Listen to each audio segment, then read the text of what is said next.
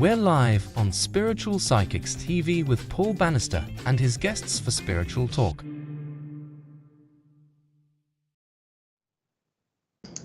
Hello and welcome everybody. Welcome to Spiritual Talk. It's great to be here again and a new time. Yes, it's dark outside and well, I just can't wait to get started. We have another great guest. But before we introduce our guest, guys, let us know where you're coming in from. Our machine with Facebook where we get our messages is not working at the moment. And Paul Richards, well, we're working apparently, but it's Facebook not giving us the messages properly. So let's make Richard work with typing where you coming in from. Come and Paul Richard's in the back, trying to keep up with it all. It'd be great to know where you're coming in from, guys. And our guest tonight is coming all the way in from Australia. And I believe it's around 5 o'clock in the morning there, which is a fantastic effort. And I need my beauty sleep, as you can see with these wrinkles. I need my sleep. So we can't thank our guest enough for coming on tonight.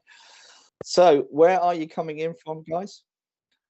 Come and say hello. Yeah, Rich has just reminded me as well. Guys, unfortunately, I've got some bad news. I was hacked on my Facebook account, and unfortunately, my Facebook account is linked to Paul Bannister Medium.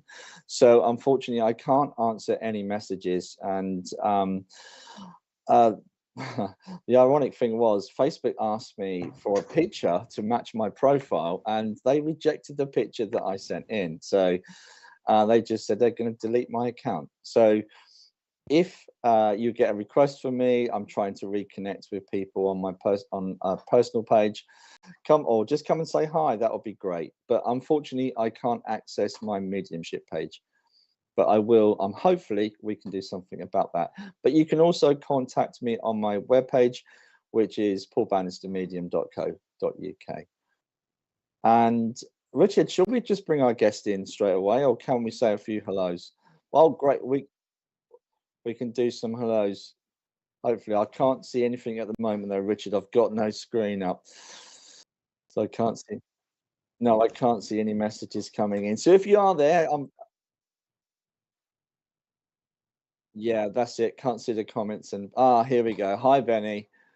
Great to see you. Our comments are coming back in now. That's fantastic. And let us know where you are in the world as well, which will be great. We don't mind if I'm in Norwich. Where are you guys? Yeah, I can't see. It's gone off again. So do you know what? Let's just bring our guest in, because no, it's disappeared, Richard. So we were saying this before we got started. Tech issues with our energy.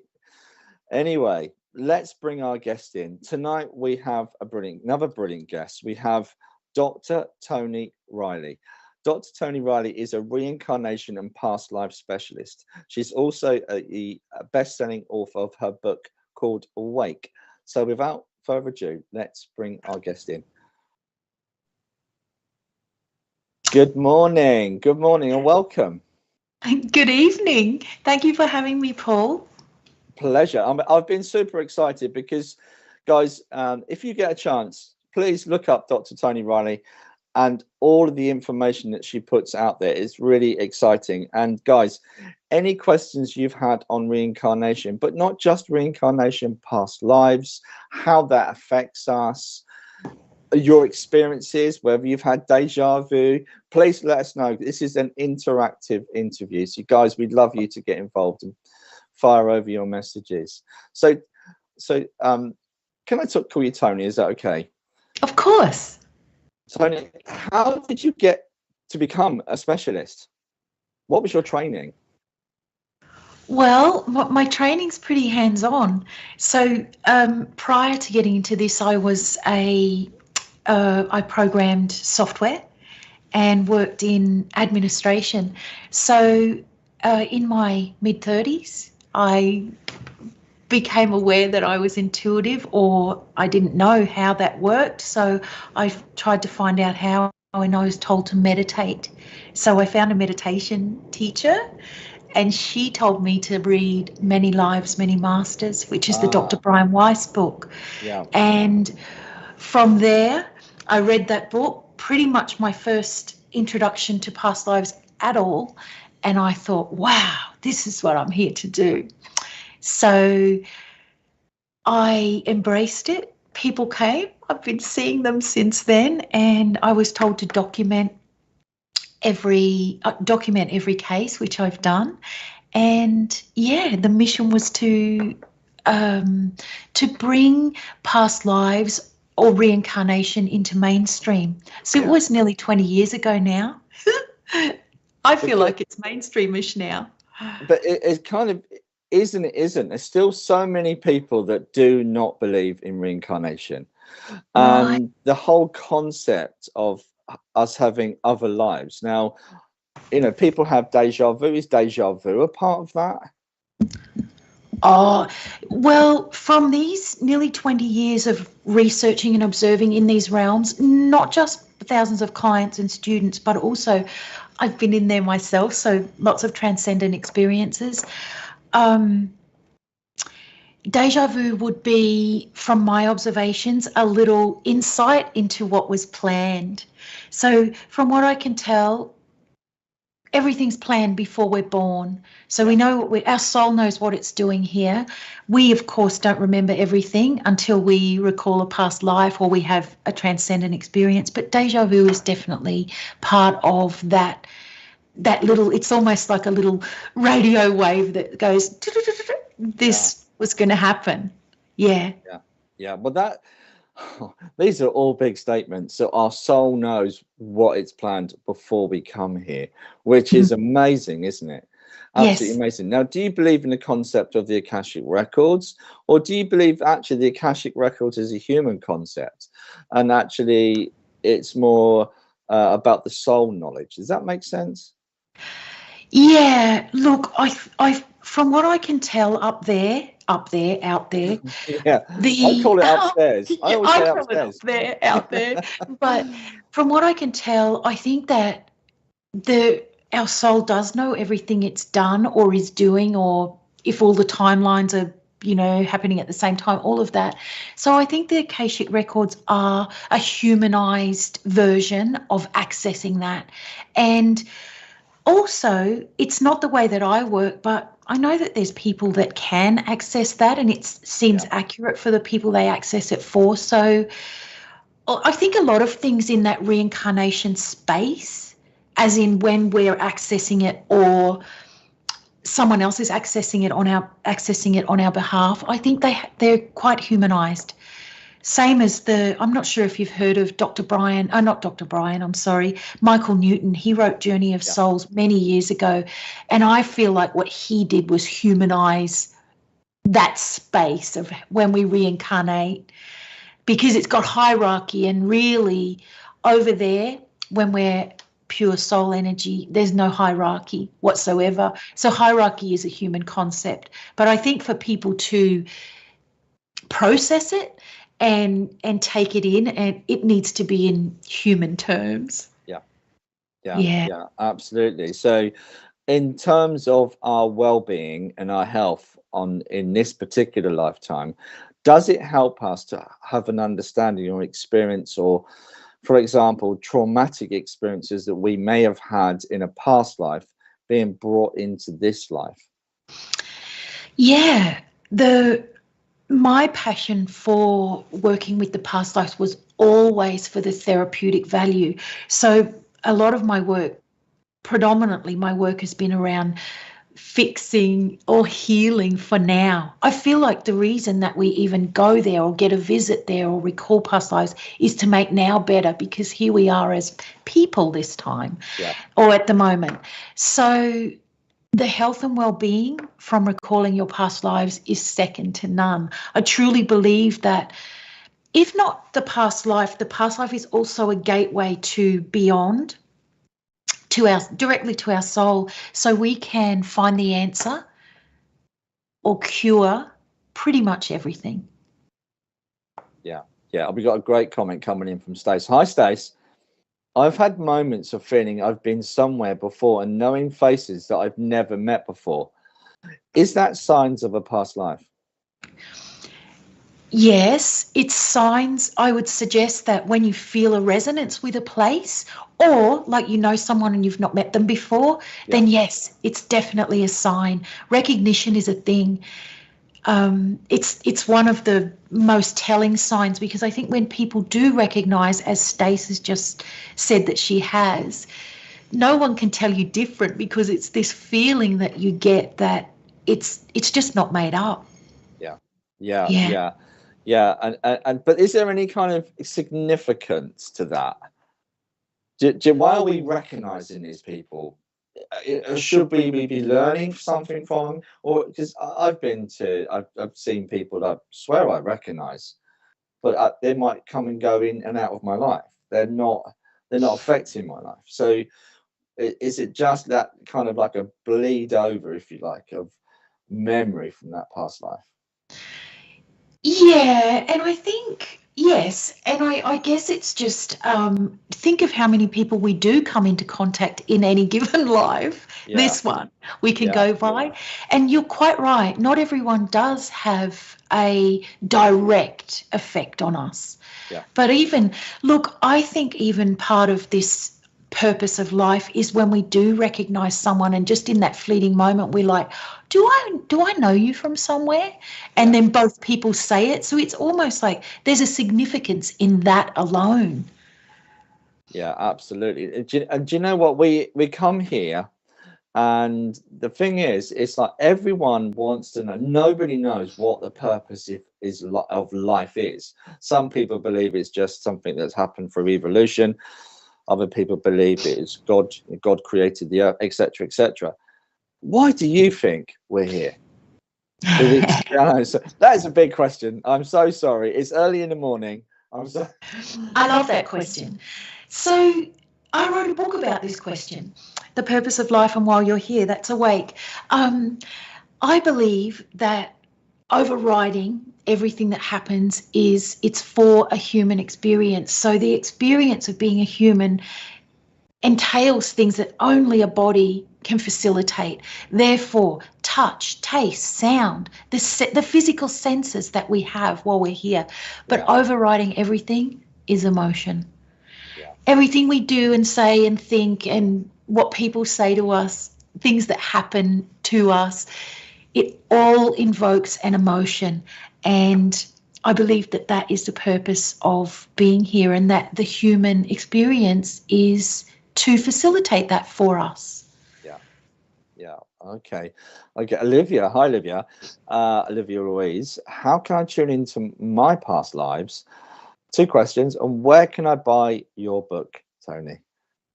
Just put lots of kisses on the end, just to let Hello, Olivia. Lots of kisses back. My book is on Amazon. It's called Awake, The Purpose of Life and Why You Are Here. And I do have a website and I'm all over social media, but my website is tonireillyinstitute.com. But to answer your question about accessing your past lives, there are various ways. Of course, one is with a facilitator. And the other way you can do it is through meditation. You can ask, you can intend that you will get information from a past life, or maybe there's something specific that you want to know. You can intend for it to come in a meditation. But I feel like if you have some guidance, even with guided meditation that's specifically for past lives, then you can get some really incredible insight from your past life. I think personally, I feel like whatever you receive or you remember from a past life is given to you from your soul. So thereby there's nothing to be afraid of. And it seems like when you're in your past life, you can look down on what's happened and you're viewing it from a bit of a higher perspective. Though if you see things that are relative to maybe symptoms that you have now, and I say symptoms as in physical symptoms because often there was something violent that caused them. So that's often something that you recall in a past life, but it's really relevant and it's important for the healing to recall those scenes. So overriding, no matter how you recall your past lives, some people get them in dreams, but it will be to benefit you now, something that you need to know now. Yeah, it's interesting. There's so much, and I'm not sure where to begin. I'm trying to kind of put it into a formulation so people can look back at this interview, guys, and you can check out the back catalogue on SPTV, and check out these interviews, because we get some great information. We have some great guests. How can we identify we've had a past life? How do we know? How do we know? Well, if we haven't had a regression, or we haven't spontaneously recalled or had a dream where it feels like we for sure know, then how do we know? It's really a feeling. It is a knowing, actually. It's a knowing. So if you just know, then that's as valid as if you have had something to verify that. How do we know? We know because we feel a resonance with places. We feel a resonance with people. If it's not something that you've recognized, when people meet someone that they love, it doesn't have to be in love, but that would be a key thing. Yeah. Then the feeling that you know or feel with that person, even a parent, is so strong, and it's very different to what we have with just everyone else. So those feelings that we get are signs that you've been together before, therefore you've been in a past life perhaps together. Great question from Cindy, and it's something I've wondered as well, Cindy. We know when people pass they become spirit. What happens to our spirit when we reincarnate? So is there an essence of us that stays in the spirit world? Is only a part of us comes incarnates? Does that make sense? Wow, I love this question, particularly because, Paul, you're a medium. I've trained in mediumship and am mediumistic as well. But there's a bit of a school of thought that people say, oh, when the spirit's reincarnated, it can't be contacted. It can absolutely be contacted. It makes no difference, actually, whether they're incarnated or not, because the spirit energy is limitless. It's part of that soul energy, which is part of everything. So therefore, it can be connected with and contacted. Yeah. That is amazing. I know I've done family trees. I remember connecting to a gentleman that was a miller, and this was 400 years ago, and he came from Misley, because he actually said to me, where I come from, being a medium, you'd have been burnt at the stake. So I knew straight away this was to do with the witch finder, and the lady had actually taken a photo of his house, because it's been converted into a house, so it's still there. She had the detail, but I was able to link into that, so I know that we're able to do that. Another thing, I want to give you a compliment now.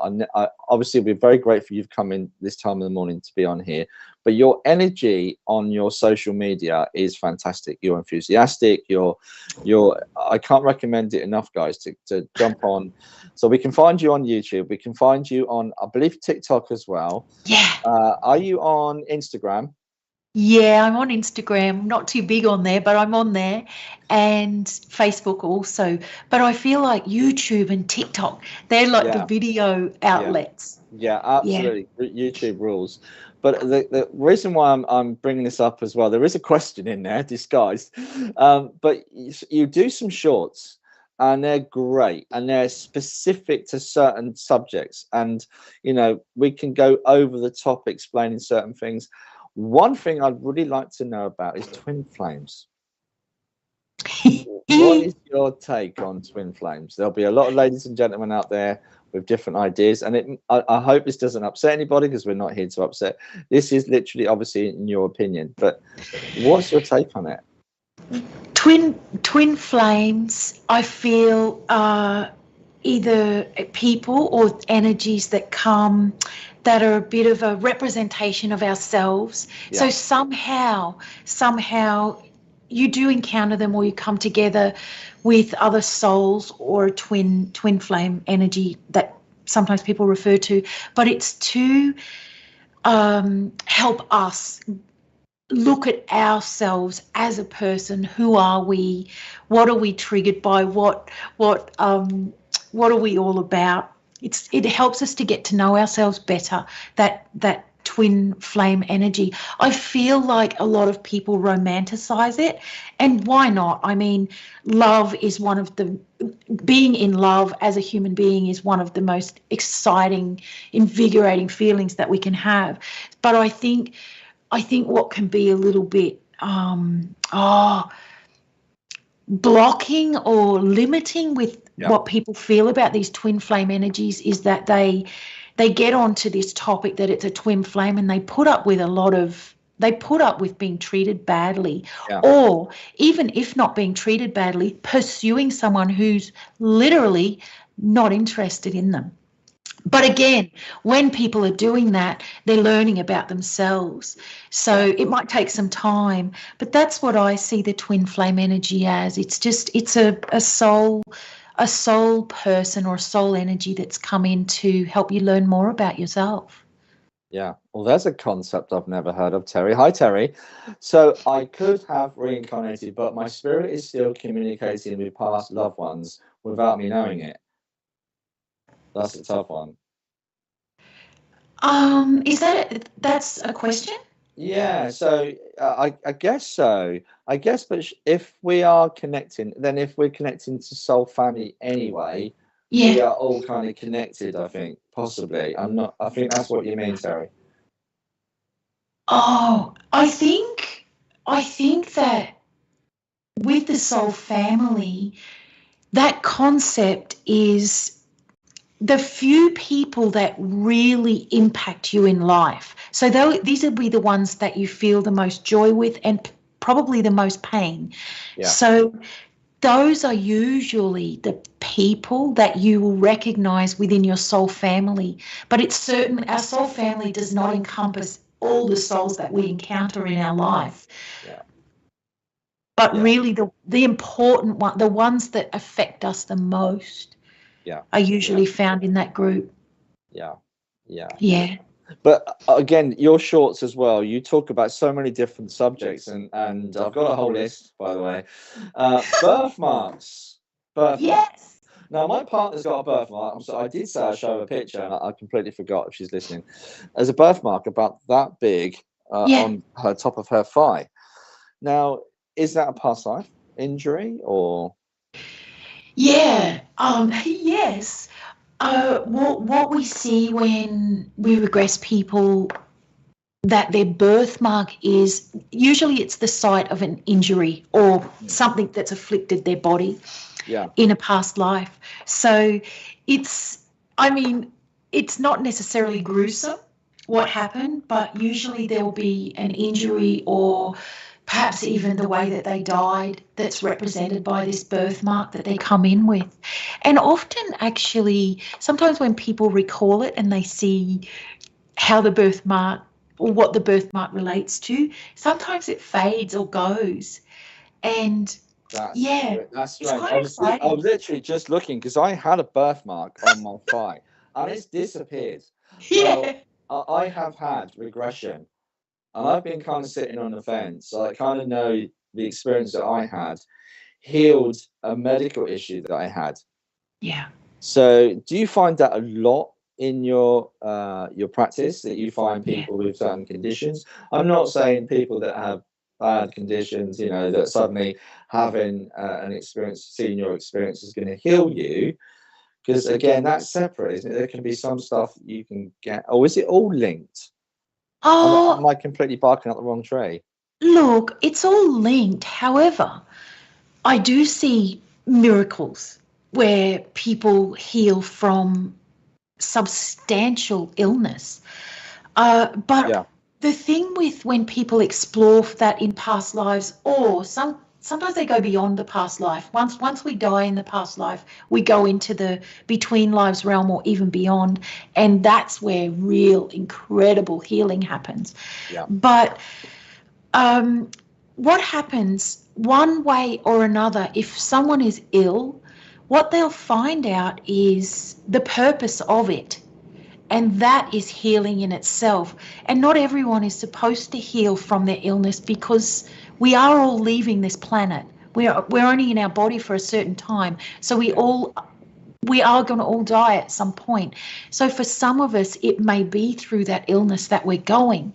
So sometimes there's the miracle cure, but sometimes it will be that that person understands directly from their soul why they had this illness and potentially that they're going. And that, as I said a moment ago, is healing in itself. Yeah.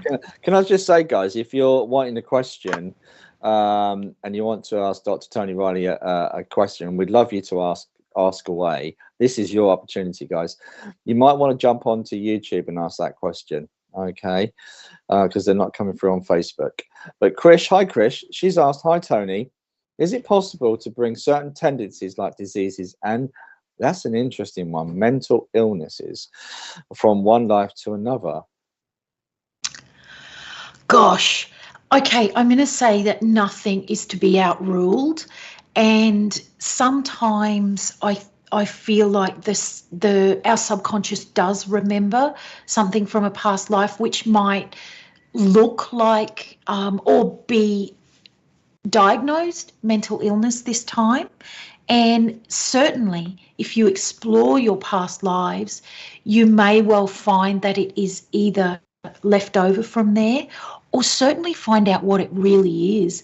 Look, I want to go out there and say a lot of Western medicine is potentially misunderstood, and a lot of things that are even diagnosed as mental illness are not really, if we understand them. And I think being mediumistic, we understand the intense power of energy and how it can be misunderstood if people are even, let's say, mediumistic, and they feel like they're nuts, or they're not understanding this energy that comes on, or that they feel ill, because we know we can pick up on physical symptoms of other people or anxiety of other people. So it's definitely worth investigating through the past lives or that energetic stream for any illness. But someone described this life as a bit like an ocean, and we're surrounded in a spiritual life, and we're surrounded by different energies that influence us even when they're passing through. So there's an element of that to our existence and our being here. The other thing you probably know about the prophet, was he a prophet? I'm not sure. He wasn't a doctor though. Edgar Cayce, right?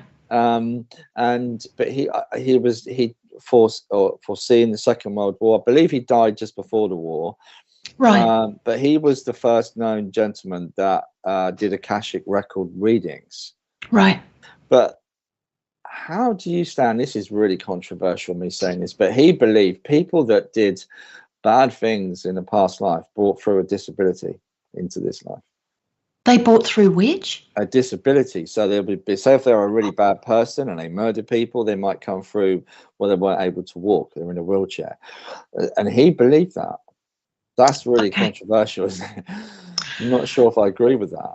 I don't know if I agree with it quite in that context, because that kind of gives this idea that we're being punished for what we did last time. And from my observations, we're never being punished. So when we come here, every time that we incarnate, we're coming for the human experience. But certainly the human experience is all sides of a coin. So if we've been a perpetrator, we're going to experience in another lifetime being the victim of such a thing. So, but none of it is to pay back one for things they've done before, because the life is planned no matter how horrendous. I think when we go to places thinking about some of the terrible things that people have done in life, it's easy to get caught up in, oh, it's karma will get them, they'll pay next time. But often those people who come in those roles that cause a lot of emotional turmoil for people, they're actually doing a big job as they incarnate, because for one thing, they're copying hatred by masses. Can you imagine the force of that? But what's happening is they're invoking emotions in people.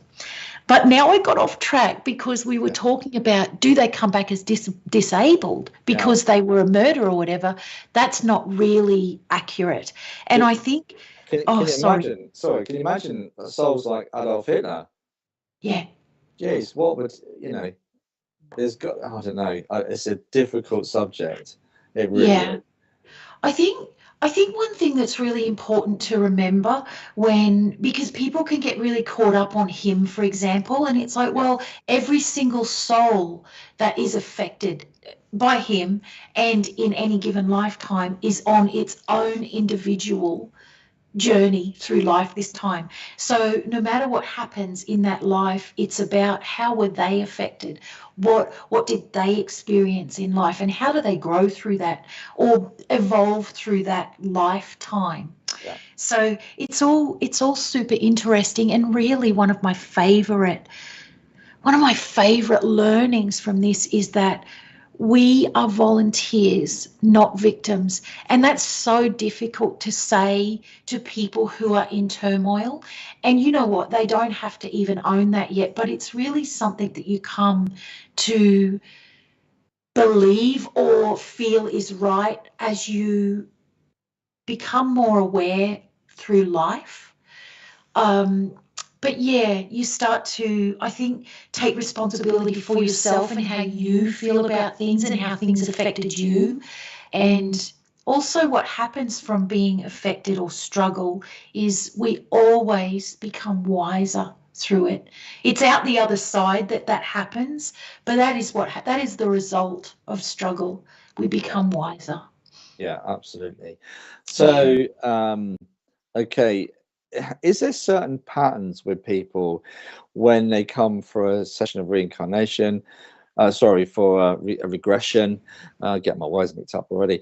Regression, and can you imagine you being able to facilitate a reincarnation? That would be awesome. Today, Matthew, I'm going to be.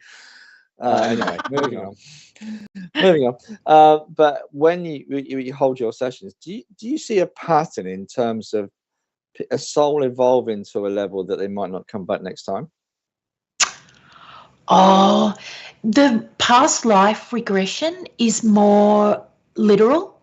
It's more literal about when we're looking for physical symptoms that are happening now, or traits, emotional. So it's much more, I guess, grounded in the physical reality. Though when people go beyond into between lives or the soul life realm, I call it home, that's where those questions can be answered. And I feel like when people ask those questions, the best person to answer it, or it's not even a person, the best answer or the truthful answer will come from their own soul. So having that kind of a facilitated experience, unless they have a spontaneous one, of course, or they're great meditators, then that's the best place to get that answer.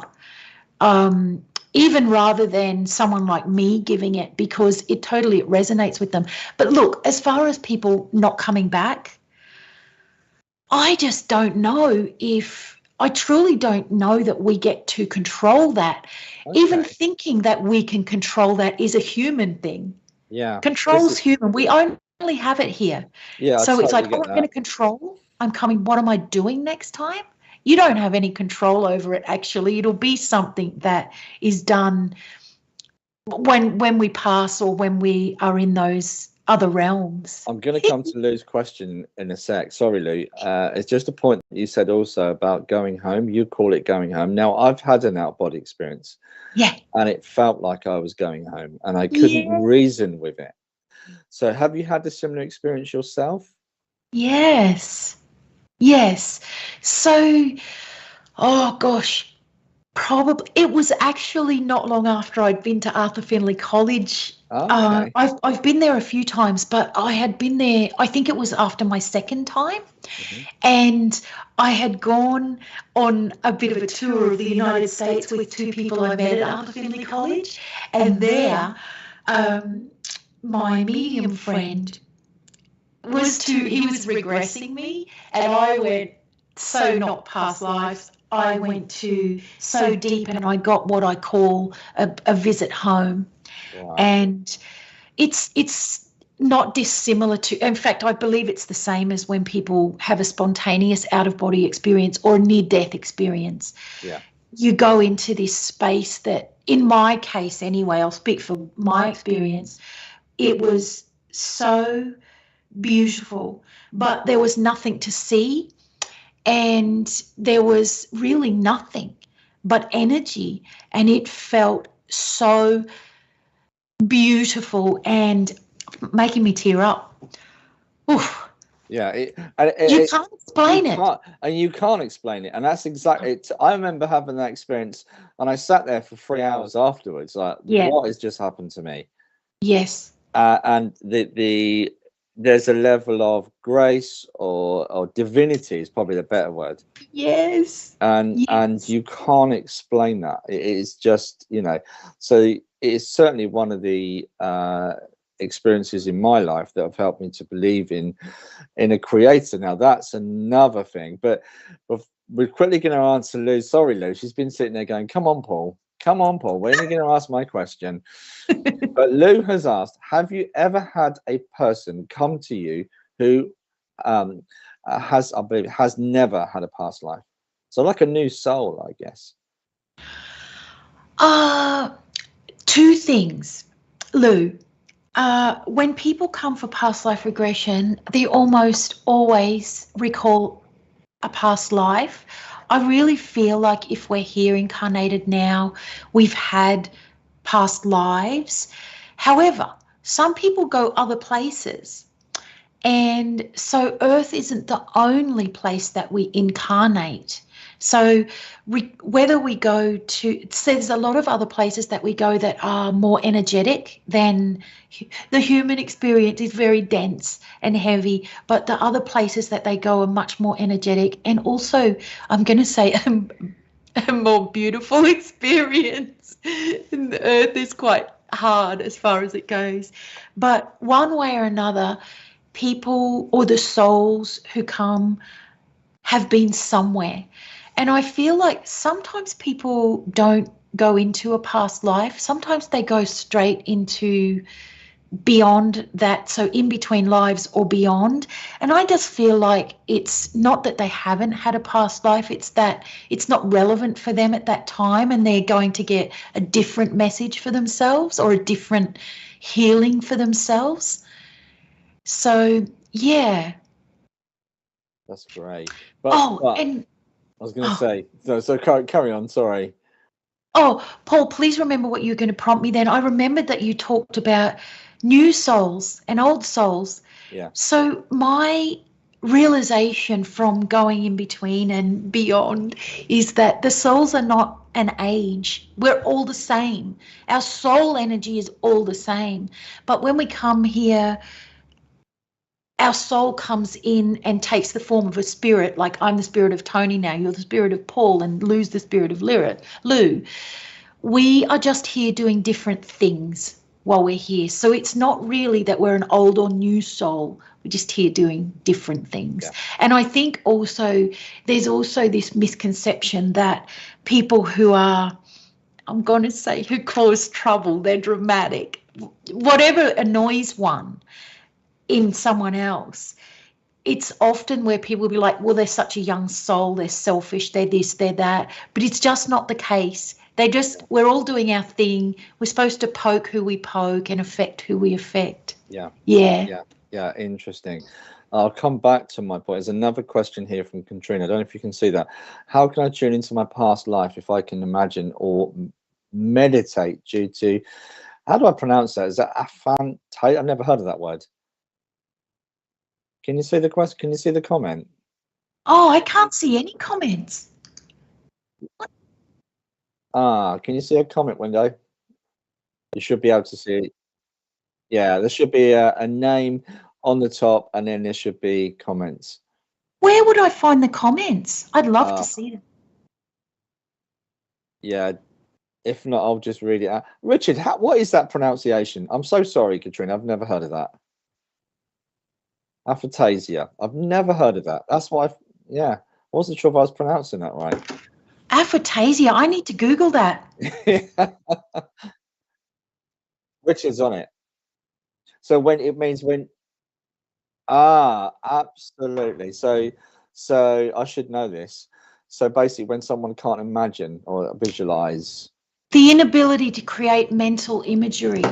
yeah, Look, when you're recalling past lives, the imagery isn't imagined, it's dropping in over your imagination. So I know that when we're doing guided visualization and say, look, visualize a field of roses or visualize this, visualize that, then we can imagine it. But when the imagery pops in, when one's doing past life regression, it's popping in over your imagination. Yeah. But can I say, of course, it's quite similar. So people do often question, did I just make that up? But then I always pose to them a question, which is, why did you make it up? Why has it been presented to you? And that's really the only way that I can help people not question themselves. I do know a little bit about this because it's a really rare condition. But Right. I know when spirits step in, that can change. So, and I believe, like you said, as described, when you're having a reincarnation experience, it's like watching a TV screen. My experience now, I spent a lot of time meditating, and I remember having this discussion with a gentleman that was giving me some private tuition. And he said every so often you will get a flash naturally through meditation of a past life. You might just be, I use a specific mantra, and I stay with that energy. And then suddenly it will just be like, bang, I saw myself somewhere. And I had 2 or 3 experiences. One of them was Egypt. And yeah, so I don't want to keep talking about me. Sorry, it's not about me. It's about you guys. But I've had lots of experiences around this stuff, and it's so fascinating because I had a problem, and I mentioned it I think the other week, Richard. So I'm sorry to repeat myself, but I had a Royal Navy lifetime, but it was in the 17th century. But I didn't know this. After I've been practicing a whole weekend on this course that we did, but I died with this burning tar going onto my chest. I saw it, and the breathing problems I used to get and the anxiety I used to get went. Yeah. Never had it again. And I even know my name, John Abrahams, and I lived in Market Raisin in Lincolnshire. And I went to the market, and I was the eldest of the family, and I had to go to market. And I came out of the tavern. I should have been in the tavern at 15. I do know that, but I came out and got knocked over the head, and I woke up on a British naval vessel, and that was that. Press going into the Navy. Well, it's great when you can verify, isn't it? Absolutely, and I occasionally get memories and vibrations and connections to that. So Paul, that's just wonderful. I think that it's super exciting for people when they can verify, and thank you, Google. But I guess the thing is, what you know is you didn't make up those images. They dropped in, even if they dropped in spontaneously, which is wonderful. So you know what you see and you know what you feel in the regression. But look, can I say, people experience the past life regression differently, and some people aren't visual, so they'll receive it through knowing and feeling. So not everyone does see it like a film. Some do, and I think there's a little bit of envy around that some people see it so clearly running like a film, but for some people it's a snippet of an image, a quick snippet, and then often what happens is they know information that goes with that image, like they know it's them, they know their age, and maybe what's going on. So it does happen differently for each individual, and we never know until they're in there. But I always ask them to trust how it's coming through to them, because it's meant to be brought into their awareness however it comes. So something that's just dropped into my head as well that people could be thinking at home is this: if you're sitting at home meditating, I think it's really important they need to know, and again, I'm asking this as a question, People are safe, right? Nothing can happen to them. You're safe. You're safe because your soul's giving you those memories. That's why it's coming in. Look, I think if memories come in that are alarming, I do think people get a little bit rocked by it sometimes. So part of when you have it facilitated is your facilitator is to find out why. Yeah. And if you remember, if something comes to you in a past life and you're doing it yourself, find out why, because that is what heals. That is what heals. No matter what you see, no matter what you feel in it, find out why. What was the purpose of feeling that or having that happen in the past life? And you'll be told. You might be told one word, but it will resonate with you. And then it's like, oh, the healing comes over then.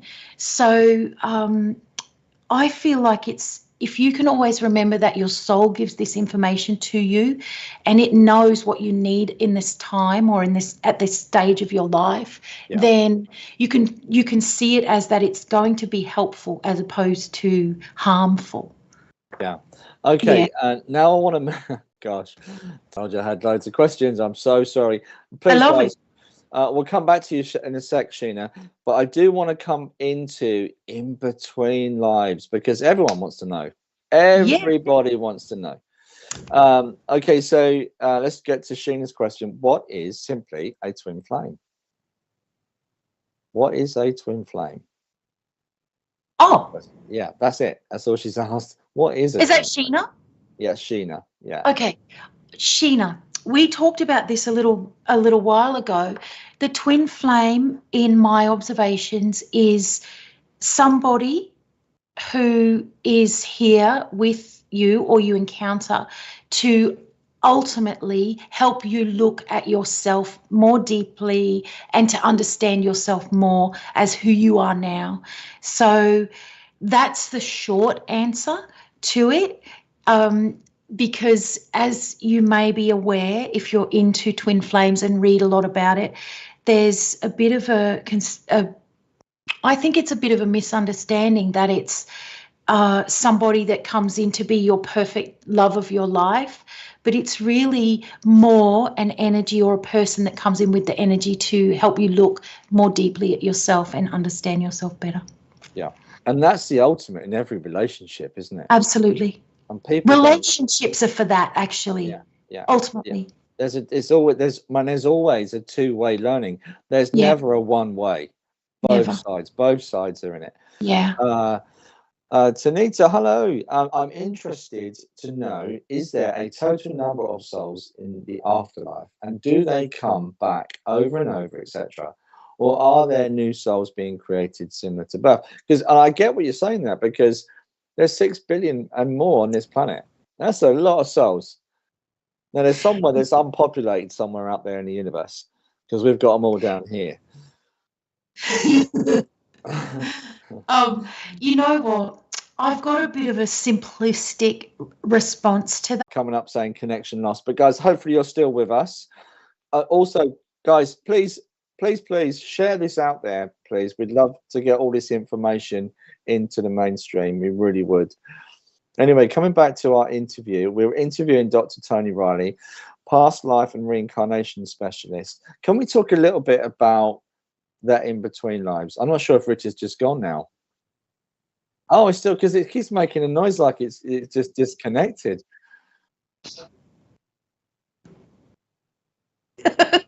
Yeah, that's great. We're still live, so we're keeping everything crossed, guys, that we're still live. So so we kind of wanted to know a little bit about in between lives. We all want to know what happens when we come out of this mortal coil. What happens to us? Where do we go? How do we know? And I've heard mediums say, I remember choosing my parents. Yeah. So yeah, is that a thing? Well, definitely the life that we're to lead is planned before we're born, and in human terms that would be in the between lives space. So that's a human sort of interpretation, because there and you can access it. You can visit there and find out what was planned, what was the plan. You can access it even here, through numerology and astrology and those types of systems. Yeah. But the in-between phase, yeah, you choose your you choose your parents, and you choose everything, or it's planned. Everything that we do, that we say, that we feel is who we meet, what we experience. It's all part of the plan, and it's decided upon before birth. I think I did write my book, actually, Awake, The Purpose of Life and Why You're Here, because the purpose of life is much more simplistic than people want to believe. I think they feel like it's a destination or it's one outcome, but it's actually every moment of every day. That's the purpose of life. It's to live life. But in human terms, your entire life is planned, and that's why I documented mine up until the book came out, to show how you choose your parents. And I tried to depict and show or highlight, demonstrate how and why we would pick certain parents. Of course, my lens is just one, and many people will have had a very different experience with their parents, even that I did, but all of our experiences are valid, and they are planned in that in-between phase. Yeah. Or that reincarnation space. Yeah. Yeah.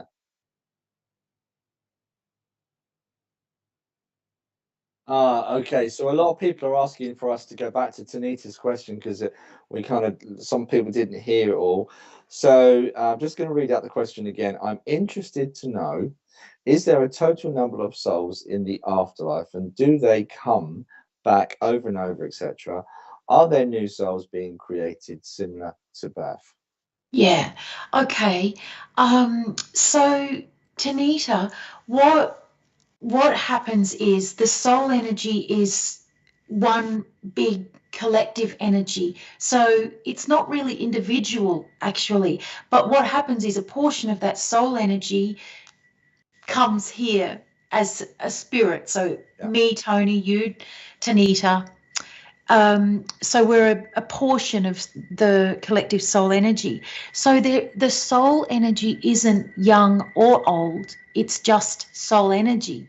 So what happens is people are doing all sorts of different things here. So their spirit is doing different things here, but it's not about how old or new the soul is. I think, though, I know it's quite a common term to use when a baby's born and you look into their eyes, and you almost, even if you're not at all spiritual, you look into a baby's eyes and it's like, wow, look at that baby. Yeah. They've been here before. Yeah. But I feel like all of us who are incarnated will have been incarnated before. Yeah. Or at other times. Yeah. Here and elsewhere. So, but we are all a part of this collective, aren't we? We are all a part of it. Yeah. So, I mean, I don't know. I kind of envisage going up there, and there's going to be a nice bar where I can play a couple of rounds of golf. Maybe go down to the beach. That kind of thing. Yeah, but see, can I just point out that is the human experience. So we must make the most of those things here, because they're not there. It's beautiful there. Yeah. It's heaven. It's beautiful. But here, playing golf, visiting friends, crying, having a drink, having something to eat, touch, hugs, these things are here. That's why we have to embrace our life. That's part of the human experience. When we're born, we are mothered, we are nurtured, and that's why we struggle throughout our existence. So when we're not loved, when we're independent, when we're single, and I think society almost, in a way, encourages us to be individualistic when actually we should be more loving. Hi, Mo. Mo May. Do you have the same personality traits as your... Oh, great question. That is a good question. Yeah, so once a grumpy old man, always a grumpy old man. That's not good. I don't want to be a victim, Eldrew, and bring it into a next life. That's not good. I'll have to I'm going to say each time we incarnate, we're going to be an individual each time. But you know what? If you think about it, there's not that many different personality traits, actually. So it's likely that you've had many lives with similar traits, but you'll be very individual each time. You'll look different, and yeah, I guess you'll have kind of different traits. You'll not be exactly the same. And just And, touching, sorry, go on. no, go on, Paul. I was just going to say, some of the things that you said earlier as well. One of the things that actually just come into my mind about what you said about the human experience and having the human experience. Yeah. I remember a lady said to me, I really miss my fish and chips. I had it every Friday. Oh, and I could taste it. So they don't have that. I'm not saying they're in a better place, or it's not that at all. It's just a different experience. Oh, Paul, can I explain that? Yeah, because please. I love that you've said this, because as a medium, when we're doing medium work for people, they need to hear from their person as the spirit that they were. Because if their grandma comes through and says, oh, I'm beautiful soul energy, how are they going to know that was their grandma? So Granny, who loved her fish and chips every Friday, she has to come through and say human things from her human experience, or her person will not know that it's her. So really, I suppose what they're doing, the soul is doing, when they're coming through a medium, is they're coming through as the spirit that they were while they were alive. Yeah. And time also is a human construct. And is there any sense of that with the experiences that people are bringing up, whether there's a need to reincarnate more and to coming back into this reality? I mean, from my understanding, we're supposed to evolve. We're supposed to evolve to these higher beings where we don't have to keep coming back into this physical experience. I love that you've asked me this. Okay. So from my observations, there's a lot of misconceptions around why are we here and what are we here to do. And I know that a big thing is that people talk about that we're here to learn lessons and that we're here to evolve. But my observation is evolution to become more a higher being, like, meditating as a monk every day to reach this space. It's like that's still the human experience, because when we die, we go back to the most extraordinary everything that's nothing. So striving for it while we're here is still part of the human experience. So the soul is already everything. It already is. So when we die, we're going back to that. So everything that we do here is, I like to call it, rather than a lesson, it's an experience. We're here to have an experience. See, when I've asked why are we here, what is it all about, I've literally simply got, it's all about love. Yes. Yeah. All its different faculties. Yes, well, the concepts of what give us struggle here or joy, it's really going to be the basis of fear or love. So, and love in the human form that we feel it's so divine, isn't it? It's beautiful to love. It doesn't matter what we love, to be in love or to love a friend, a lover, our pet, another person, everybody, whatever it is, it's wonderful. So, I'd say the human experience overriding is for love. It's the biggest emotion that we feel. Strongest emotion. But then, forgive me for saying this, all emotion is valid. So I know a lot of people going, well, I'm spiritual, but actually, oh my God, I mustn't get angry. But I think, that's a part. We're having this experience for a reason. If someone's going to cut you up, you're going to say, you're going to say a few expletives. It's okay to have that human, in my belief, it's okay to have that human experience, because we have these emotions for a reason to experience. And I think we get caught up in this being, I'm not saying that we want to be going out there and being bad, but then that's also a choice. That is also a choice that we make. Yeah. All part of the human experience, but the emotions, you're quite right. We're supposed to feel emotions.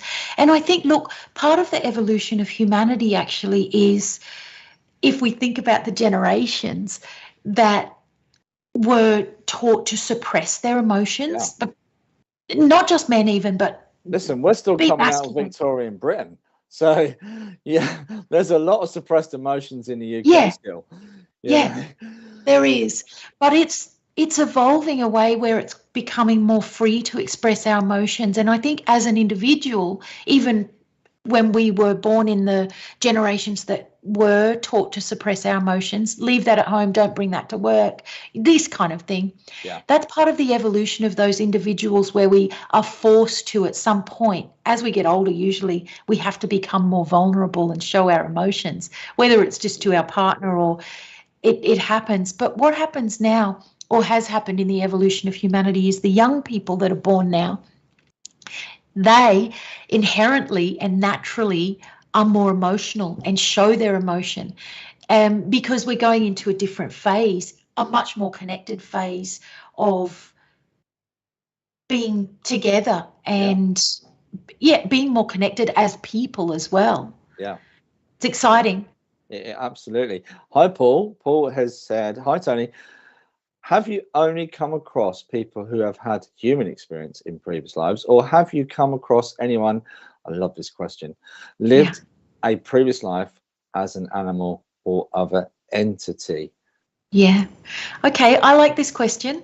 So when people come for past lives, they go into past lives. It's literal. We're going into past lives. It's not metaphysical. It's not metaphorical, I should say. It's literally you're going into a past life. So they're always a person, always a human. They do recognize pets. That sometimes they'll like have a dog now and they recognize it, or a pet. But have I seen them incarnate as an animal? No, but that's because my focus has been on past lives, and animals must have a soul as well. It's just that it hasn't been in my work to delve into that. So I can't really talk as an expert on it. Yeah, but those animals, you know, they're special. Look into their eyes. Yeah, absolutely. But the Buddhists believe that we all start off from the bottom, like a single cell amoeba, and then we evolve through the levels. Potentially, again, we just don't have any way of knowing. I mean, experiences that I have in meditation with past life experiences that I've had have always been on a human. They've never been across an animal. I'd love to be a bird. Who wouldn't want to be an eagle soaring across the mountain range? You know? I think what's interesting about the Buddhist faith that we started as an animal is any religion is human inspired. Any belief is really. However, when we think about being born as an animal, I beg to differ, because if you look at a dog, it is truly unconditional. Truly unconditional. Yeah. How could that be less evolved than what we're doing as people? We're conditional, so it's like, who's better, who's worse? But I beg to differ if animals are less evolved than us. Yeah, absolutely true. They could be a part of our human experience, allowing us to grow.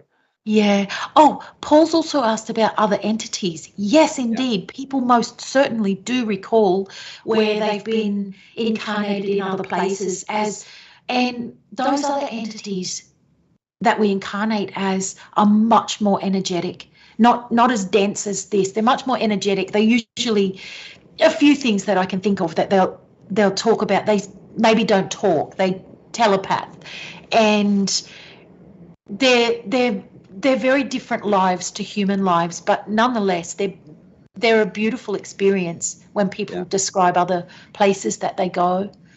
Yeah. So we're just going to have a break. So guys, don't go anywhere. Stick around. We'll be right back after the break.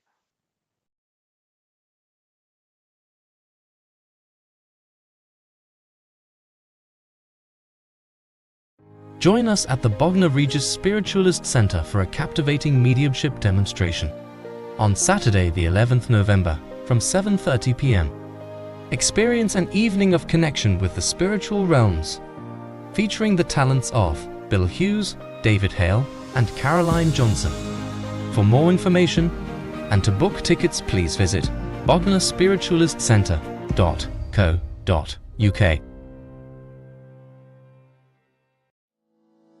Are you planning a paid spiritual event, or looking for something to do this weekend? Then visit myspiritualevents.com.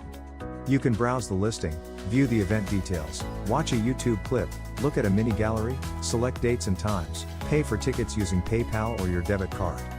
Organizers can register for free and start selling tickets within minutes, be it for their online or in-person spiritual event. As an organizer, you will have access to your own admin dashboard, which will display information such as your income and your bookings, all in a simple and user-friendly display.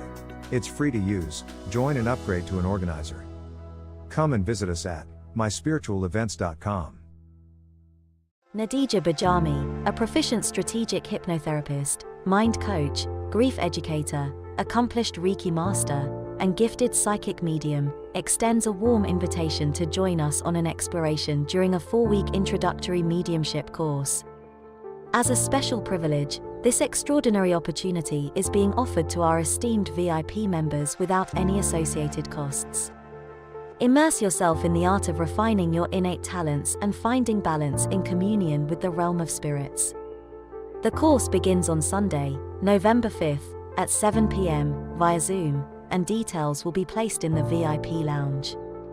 For more information on becoming a VIP, visit sptv.uk.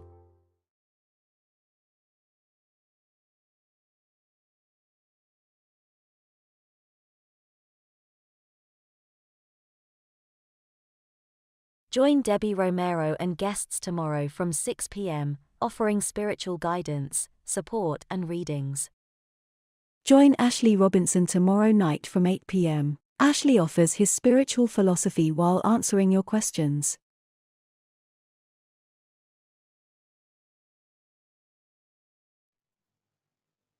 Welcome back, guys. It's great to see you here. I'm here with Dr. Toni Reilly, past life and regression specialist. But before we go back into the interview, I must say also, guys, SBTV have been promoting Oracle cards. They're now available on pre-order. And they look really fantastic, Richard. I've been watching you promote these. I think Nick had them. Also, Stace. Yeah, Stace was using them. They look brilliant. So I do recommend them, especially if you love working with cards. Brilliant. Fantastic. And it keeps us going. You know, everything is free from SPTV, and this is going to keep us going, guys. So if you want more of this kind of shows, yeah, just it'd be great that you could help us along with that. So, Dr. Toni Reilly, thank you. Welcome back. I know it's 6 o'clock in the morning there. You've been absolutely brilliant. We've got so many questions, guys. We will go through. Oh, Suzanne Turner. Hello, Suzanne. I seen the light in the tunnel when I had my I believe she had an out-body experience. I felt like floating like a feather. I know I died, and that's when I seen people that I've never seen before. I asked to see my mum, and they said, Susan, it's not your time yet. I looked down, and I was floating back down to my body. That's beautiful. Nice. So that's a kind of slightly different thing to reincarnation and life in between lives, because that's more of a, again, you could argue that's a human experience. Well, it is. I guess Susan had a human experience because she remembers it, but I call that a little visit home. Absolutely. So you get a taste of what it's like at home. So then I guess what happens for Susan and the many people who do have an experience like this, either facilitated or spontaneous, they get a taste of what it's like there. And when you come back from that, you're different, because I guess the big overriding thing that it does is it releases the fear of death. Yeah. Yeah. And because we know that there's this extraordinary, indescribable feeling waiting for us. Yeah. Yeah. And I was just mentioning, guys, to Toni, that are you near a train station, planes, an airport? I can hear ships. And honestly, I just keep hearing all these noises around Toni. But you're right in the middle of nowhere, aren't you? Oh, Paul, actually, no, I'm not in the middle of nowhere. It's just quiet in here. I'm actually right next to a train station. Oh, a that's major why then. train station. Maybe I'm picking it up then. I'm picking that up. And I was about to say, maybe this is all around you. I don't know. It could be going underneath, actually. Yeah, it's huge. It could be. But I keep hearing some weird noises, some really strange. So, okay. Yeah. Yeah. So, hi, Benny. When I started flying in 94, my instructor said, I didn't realize you've flown before. Not this life, no. But in my past life, yes. How awesome is that? Yes. That is Wonderful. awesome. Yeah, you can't. I don't know what you can say. Nicola, I'd love to know about my past lives. Sure, I have Egyptian somewhere. Absolutely, I agree with that.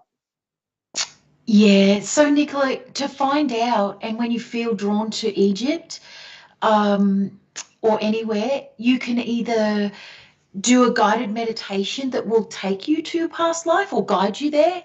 I do have them on my website, actually, or you can have it facilitated. Or if you're a great meditator, just ask. Show me when I was in Egypt before. So before we go too far with other questions, if I came to you and I wanted you to take me on a journey, what does that look like for people? So if I wanted to book a session.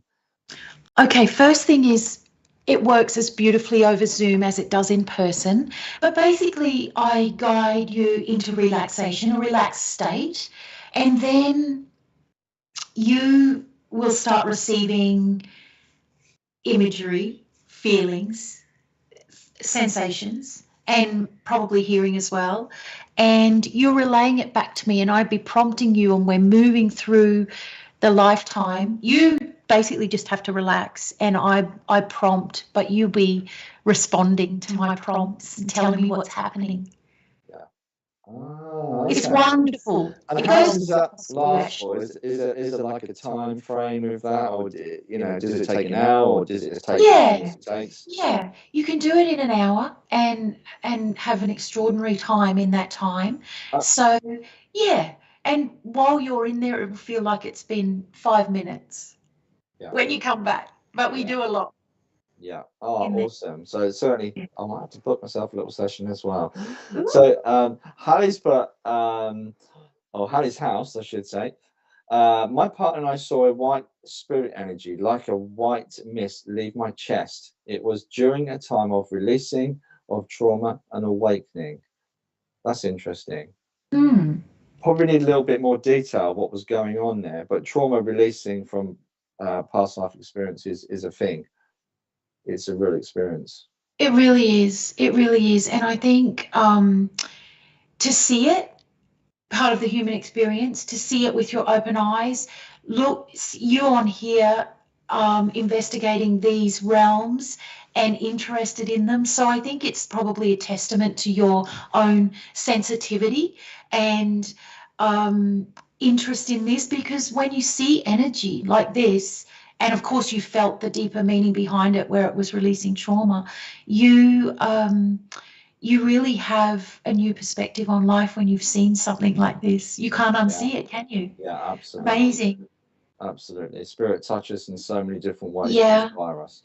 The other thing I wanted to ask though, so before we come, I know we touched on this earlier, does the soul have 5 or 6 specific areas that it wants to address or experience? Is there more major themes than others experiences? Does that make sense? So for instance, say I wanted to experience conflict. Like I've been divorced. So that in itself was traumatic. Did I choose that? Did I want that experience? Yeah. Paul, you asked the best questions. So also part of working in these realms gave me I'm going to call it the mission. I was going to call it opportunity, but the mission to really nut down what is the purpose of life, and also how can we help us as humans navigate it. So one of the things I've discovered, one of the many that I discovered, is part of our mission in life is we will come to learn a certain thing or experience a certain thing, and it can be so simple as we can tell it actually by our life path what that will be, but it can be communication, it can be patience. They're various things, but they're not convoluted things. And what happens is the conflict that is experienced, we'll all experience conflict at some stage. Sure. And however the conflict is experienced and the way that you respond to it will be part of the learning or what's been set out to experience as part of the mission. So every aspect that we do experience is part of the plan. So in my experience, I believe conflict is one of those experiences. Yeah. Because I used to coach football. Well, that can be conflicting. There's confrontation, and how you deal with that on a professional level, through a marriage breakdown, so much. But there's certain themes I've recognized within my life.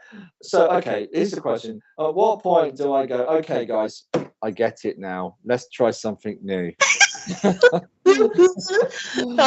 Okay, I love it, because when you get it, you've most likely come through a process. Right. That was meant to happen. And you get it. So your perspective changes or you understand yourself better. But I don't know if we ever stop entirely. I think the whole time we're alive, we might just get challenged with it again, just to see how quickly we deal with it this time, or if we are really dealing with it differently than we used to. So when self-awareness kicks in and you're aware of it, it doesn't take us that long to process it next time. But I think it still keeps happening. Yeah. Just to a lesser degree. Yeah. Well, I mean, even to the point where there's domestic violence, some people go the whole hog, and have these not particularly nice experiences. Why would a child want to experience something traumatic? Yes. So there's so much to it. There's so much to it. Yeah. There is. Yes. Maria, I've shown a beautiful orb. It was purple before turning into all colors and felt a pull towards it. I walked into it and found my mother on the other side. Wow. I hugged her and she spoke to me, telling me we need to go learn everything we can and not worry about them, as they are doing what they love. So this is a long one, guys. And one day we will be with them, doing the same. They are working as we are learning. That's beautiful. Yeah, that's beautiful, Myra. On Myra's experience there, where she got to visit with her mom, one of the side things that we can facilitate for people is much like past life regression, but we can take someone to visit with their person in the afterlife. As Myra's explained here, she's had that experience spontaneously, but where she's got to visit her mama, but we can facilitate it as well. It's extraordinary for people who are grieving, or I guess it's mediumship, except they get to sidestep the medium. Go visit their person. I call it reconnection. I mean, but that's beautiful. But I truly believe that we are evolving to a point where we won't need mediums. We'll all be able to reconnect with our loved ones and our ancestors. And how beautiful experience would that be? So beautiful. I think I joked with Hannah last time, our last guest that was on, Hannah on the Medium, and we said, wouldn't it be great to get a recipe from your mother, in the spirit world? And she's actually had recipes, she turned around and said. So she's a medium, but wouldn't it be great that we could all just say, Mum, I'm struggling with this. It'd be wonderful. Martine has put, had seen beautiful colours in dream state and in pictures. Loved my precious young souls beyond and past ancestry dearly. Had my near-death experience a few hours after birth and other synchronicities, and had similar previous past lifetimes. Dreamt clairvoyantly of, I'm not sure what the rest of that message is, but there's a whole lot of stuff going on there, and it sounds like it's tied in a near-death experience. Yes. So that Martine's had her near-death experience, which it would seem has made her more sensitive to energy and being able to connect with there. So that's the beautiful side effect of a visit home or an NDE. It is, and one of our guests in a couple of weeks we've got coming on is another doctor, a scientist, complete scientist, never really kind of delved into our world. She had a really quite a serious NDE, and she's come back with all these mediumistic abilities. Yeah. So it's wonderful. Amazing. It's really Love opened it. her eyes. So look out for that one, guys. You'll see that in a couple of weeks. So yeah, honestly, it's been brilliant. I know I could be here all night with you, and I know it's 6:30 in the morning in Australia. But can I ask, what's next for you? I'll come back to you, Cindy. Don't worry, we'll come back. What is next for you on this journey? Because one thing that really impresses me is your energy, your enthusiasm to bring this information across to people. And so many people sleepwalk through life and experience, but you found your goal, you found your purpose, and it's really infectious, and your videos are really insightful and helpful. Oh, thanks, Paul. Well, I feel like when you're on, we're never off track. So I was going to say when you're on track, but when you find something that makes you compelled to follow it, then that is purposeful. So yes, when I discovered these past lives, I've been compelled ever since. There's no stopping me. But what's next for me is I'll always talk about this, but the new kids, so the kids born since 2000 they're born inherently more sensitive, so they're already realised that we've had past lives and much more connected. So it's exciting, as humanity will change in a big way because of that. And so for them, the struggle of life can be assimilating as a person. So what we did was it was part of my mission was to create a new psychology, which is done. We've done that, or I've done that, and the next years will be about pushing it out, not pushing it on people, but getting it into mainstream curriculum and mainstream degrees, that kind of thing, so that we can start to have our children become, I guess, be aware, self-aware from a younger age, so that life is a little easier to navigate. Yeah. So that's the big old mission. Anyone wants to help me? Help me. I would love it. So yeah. Awesome. Well, we know we've got loads of questions coming. We're going to go for a few more minutes. And Cindy's asked a great question. Do we carry our past lives' pain into this life? So, for instance, because I always think, what happens to lovers that separate in anxiety and they don't see each other again, or the lover dies at sea and she's lighting a candle in the window for him to come home? The separation anxiety through that must be, well, do you carry that through? Yes, I think, well, not necessarily, but when we come here into life, we're basically doing one of 5 things, and they are abandonment, rejection, humiliation, betrayal, and injustice. So those are the things that will drive us as an individual. We'll all fall in predominantly to one of those categories and have a little bit of the others. But I think, as you say, if in the past life, sometimes I'm going to say the man, but someone's gone off hunting and they never come back because they fell off the cliff, or the lion got them. So, but yes, there's this person waiting for them and they never return. So it induces an abandonment in her, or in that person. So what would happen is, do we carry it over from our past lives into pain? Yes, if you are, it's not carried over per se, but if you are here experiencing abandonment, because it has beautiful traits with it as well, these bruises, I call them. Yeah. But what would happen is, if you recall a past life, you will be shown a past life where that abandonment occurred, because it will help you understand why the feeling's so strong now. Yeah. And that's how the past life works, with pain from a past life that feels like it's carried over into this one. Yeah, that's really interesting. Thank you for that question, Cindy. And have we got time for one more, Richard? We'll do one more. Yeah. Brilliant. Okay, we got one more question. And this is coming in from Margaret Murray. Hello, Margaret, and thank you for joining us. I believe when we are in spirit, we get to choose a role to play here on earth before we get here. What do you think? Yep. Life's a stage, darling, as I say. Life's a stage. We call it the system that we developed to outline one's life. I call it life map.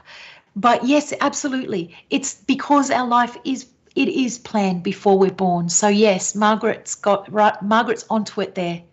We're going to play a role here. It is a bit like a role. And we're all playing our part. And just coming off of that slightly again, oh my gosh, I've got so many questions still. I'm so sorry. This is the last one, I promise. I'm sorry, guys. Have you met anybody that's had a famous role? That's a well-known. Okay, then can you give us a few examples? Okay. Most people, when they come for past life regression, as you can imagine, are not famous. If you think of the ratio of people who are famous now, I guess it's the same in past lives. So mostly they're ordinary past lives.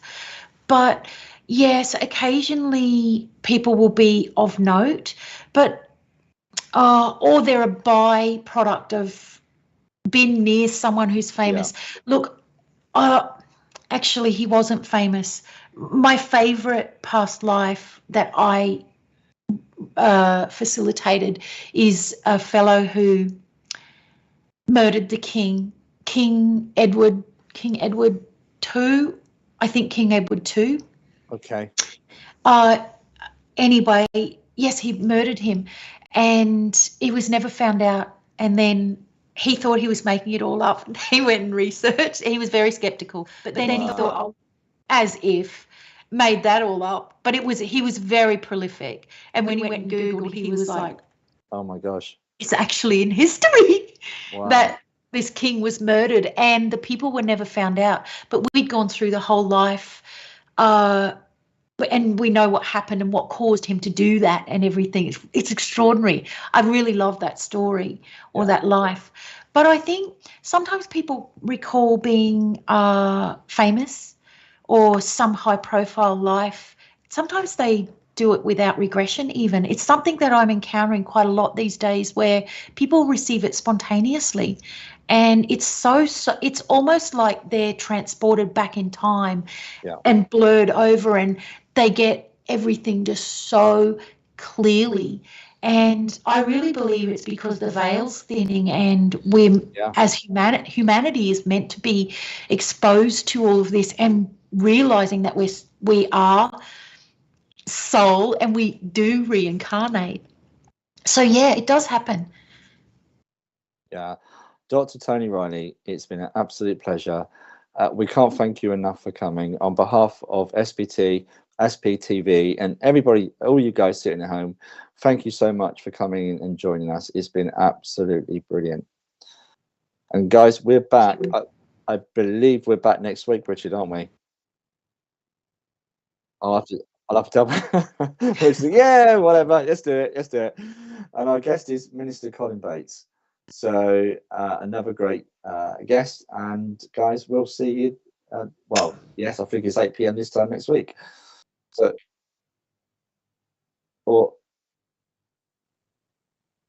oh yeah, absolutely. How can we find you, Toni? Before we go, let's promote you as well. Let's promote you. People can get in touch with you. Okay, you can find me on most of social media, but my website is Toni Reilly Institute. So you can find me there. And gosh, if anyone wants to learn past life regression or in between lives, please talk to me. Or if you'd like to have a session, or there's other more affordable resources on my website as well. And I love that. So you've got such a wide variety of options. Yeah. But even if you're just curious, guys, I'd recommend certainly having one session at very least. Absolutely. Yeah. Oh, yeah, good. Yes, you can, because you can do it over Zoom, can't you? We absolutely can do it over Zoom. Actually, I've got a webinar coming up, so it's affordable, and we're going to do past lives. Oh, brilliant. And where is that webinar? It's on the website. Yeah. Great. And I know that a lot of people will be joining you from tonight. It's been Oh, I'm absolutely excited. amazing. And thank you for having us to share just a little bit of an insight into your life. And June's put so fascinating. Thank you both for a great discussion. Night, everyone. Thanks, June. Thank you, Thanks for June. having me. Yeah, and Richard as well. Richard, he works so hard behind the scenes. He's always in my ear, cracking poor jokes in my ear, taking the mickey out of me sometimes. Absolutely. And it's great to have this opportunity to have such great guests on it, and it only happens because of you guys. So also don't forget those oracle cards. They're out there. They're ready for pre-order. Thank you, Richard.